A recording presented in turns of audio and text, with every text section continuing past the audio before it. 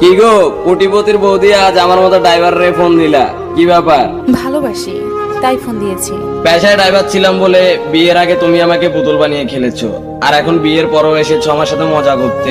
আমি তোমাকে নিয়ে একটু মজা করছি না। কোটিপতি স্বামী পেয়ে এখন তো ভালোই টাকার কথা।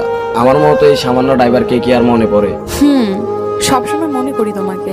কথাটা মিথ্যে, তাই মানতে পারলাম না। আমি একটু মিথ্যা বলছি না। যাই হোক, সুখে থেকো স্বামীর সাথে, দোয়া রইল তোমার জন্য। আমি একটু সুখে নেই। আচ্ছা, তুমি কেমন আছো? কোটিপতি স্বামী পেয়েও বলছো সুখে নেই, তাহলে আর কি পেলে তুমি সুখী হবা?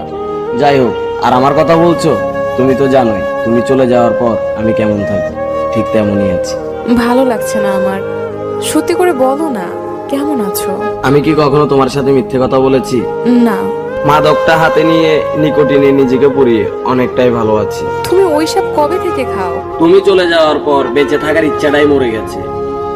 ভাবলাম আত্মহত্যা মহাপাপ, বেঁচে তো থাকতে হবে।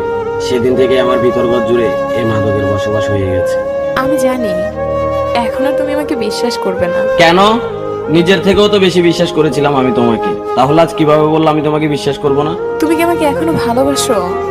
এখন কি আমাকে বিয়ে করতে চাও? একসময় বাসতাম, এখন আর বাসি না, কারণ এখন ভালোবাসাটা কখনোই সম্ভব না। আর বিয়ের কথা বলতেছো, তুমি এখন অন্য জনের হোক, সেদিকে আমি কিভাবে আর হাত বাড়াবো? তুমি আমাকে এখন এরকম ভুল বুঝলে আমি কিন্তু সরাসরি চলে যাব। ভুল বোঝার কি আছে, যা সত্যি তাই তো বলেছি। আর চলে যাওয়ার কথা বলছো, তুমি চাইলে এখন চলে যাইতে পারো, কারণ তোমার